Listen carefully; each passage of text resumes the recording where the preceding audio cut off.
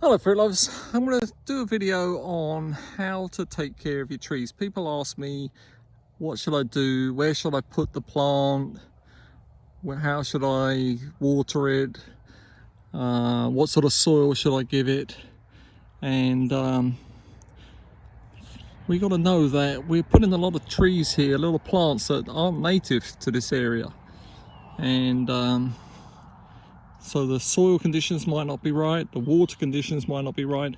Try and look up where the tree comes from. You'll probably find that it comes from an area that is different climate to here. So we've got to try and mimic that climate, or at least help the plant. One of the things I've done is plant like barrier plants to block the wind. Also plants that attract the bees.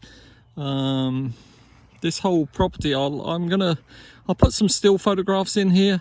I won't be able to talk over them because I've got a green thumb, not a tech thumb. But you can see there's plants here that are providing chop and drop, they're providing shade, they're providing wind barriers. They've made the soil nice underneath. I can always chop them down. I mean, they're not trees that I want to keep for fruit. This video that will, the next still that will follow will show you what the property looked like. This is what it looked like when I first got it.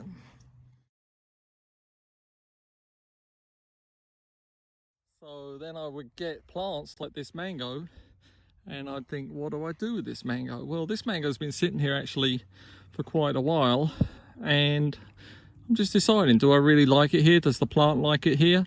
It seems to be doing very well. I'm not giving it any water and it's getting beaten up by the sun, but it's still doing very well. So it's in an area that probably the tree will do good. The only negative thing would be it could get cold in the winter.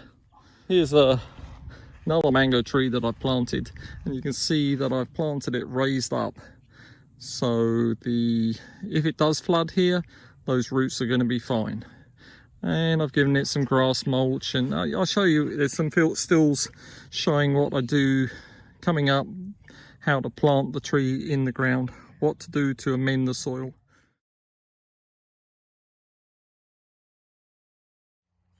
Okay, from the still you saw that I used some wood. I put some wood there. The wood's going to rot down. The wood's going to absorb water, and it's also going to feed that plant. And also I put some horse manure that had rotted down into I made it into a compost, basically a soil, not really a compost anymore. And then I mixed it with the native soil. So don't worry if the you don't even have to worry if the soil is you just had sand soil. You could plant the tree directly in there. Let me show you something that would help do that. Actually, I think I did have a still showing you that you can put cardboard on the ground. Cardboard, old carpet, like there's a carpet here, old tops, anything to keep out the light. So if you keep out the light, the grass underneath will die. Then when you pull up the carpet or pull up the cardboard, even leave the cardboard alone because it'll just rot. Underneath will be beautiful soil that worms are wriggling around in, insects are living in. And I don't know if I can pull this carpet back and show you. This is pretty dry under here, but it's still a little, it's still got some moisture, and that's not too bad soil. It's better than the average sand, and I bet if I dug down further, there would be, let's say, worms and stuff wriggling around there. It takes thousands of years for just a small amount of humus, like leaf material and stuff, to grow, to accumulate on top of the sand and stuff to be soil that you can use. So we got to help these trees, help them with their soil. We've got another video which show you about watering. Plant other plants with the with the trees. This coconut cream mango's got a pineapple underneath it. The pineapple is not going to compete with the mango for food, but they're actually going to like each other. Mango is not alone. We've got weeds under the mango. We got I'll show you something else with the weeds. A good thing when you first plant the plant. Spacing of trees could be very important when you come to things like mangoes. If you're going to grow, some people buy multiple varieties and they're going to keep them in their backyard. Get a dwarf variety. This pickering stays small. I can keep it small, it doesn't mind being small. It gives me like 40-50 fruit on this like 4-year-old tree.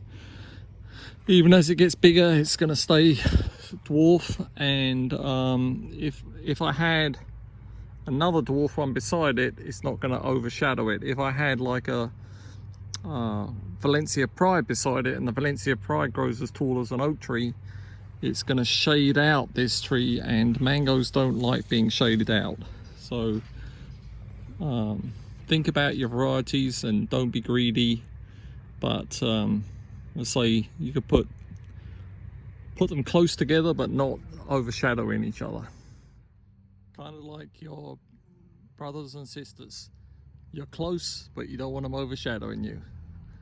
This mango has got papaya near it. The papaya is not going to interfere at all, and vice versa. T-posts, they're a good idea.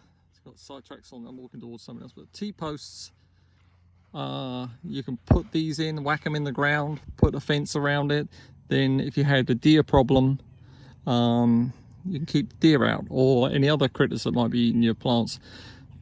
The bigger the fence, or the smaller the smaller the wire fence, the smaller the animals that it's going to keep out. This I originally had up as a cold protection. Put the T-posts here, and then you can check the other videos, I had wires going across, and then I could put blankets over the top. But I've given up that. The plants, you know, we have a very cold winter, they're going to die anyway. Very warm winter, no problem. Okay, when we plant new plants, we can give them a little bit of protection by throwing on some sticks, something you've chopped down, and this is going to have multiple benefits for it. The brush is going to provide protection from the sun. It's also going to rot down, which will help feed the plants.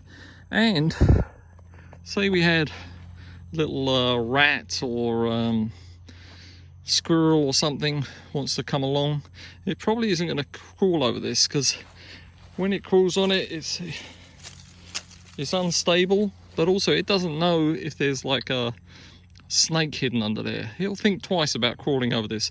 So it actually protects these plants in multiple ways, from the sun and from pests. Spacing of trees, you've really got to think about how tall a tree is, or it can grow. What is the maximum it can grow? What is the maximum that you're going to let it grow?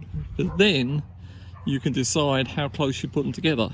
You could have a guava which doesn't grow, this Cattleya guava doesn't grow massive, but we've got a pigeon pea pretty close, because we don't really care if the pigeon pea's close from a point of view of invasiveness, like encroaching on the guava, because we can always chop the pigeon pea down. It's not a major cash sort of fruit crop. However, this Cattleya guava was already in the ground, and next to it was this palm tree. So I have to keep, I could chop the palm tree right back. What I'm trying to do is trying to get the palm tree to grow bigger, because I don't really get any fruit this side of the Cattleya guava. Because this, one, I got to climb in there. Two, these palm fronds stop it from fruiting as much there. Doesn't put out as many flowers this side. Plants are like us, they get hot, they get cold. It's roasting here, it's October, it's still 90s here in Florida. I don't want to be out. I got a big hat on, I don't want to be out, even, and a t-shirt, long shirt. I don't want to get sunburned. The plants don't want to get sunburned either. But once they have friends around them, the guava, the Suriname cherry, they're loving life, things together. They're protecting each other, they're keeping each other company, and this whole area is less than 3 years in cultivation. this whole area is way cooler than if I step out into the open. So friends, try and think about your plants. Don't rush to put them in. Think about protecting them from the heat. In the winter, we don't want to go out in the cold. They're going to want some protection. They are tropical trees. This video is done in zone 9B, Central Florida, and I get frost here. One every so often. There's probably going to be a 10-year frost that probably kills most of these, and I'm going to be upset about it. But you know, that's life. We'll get some more plants. Anyway, if I think of anything else, I'll add it to the video. If not, I'll be signing off here. Thanks for watching. Bye.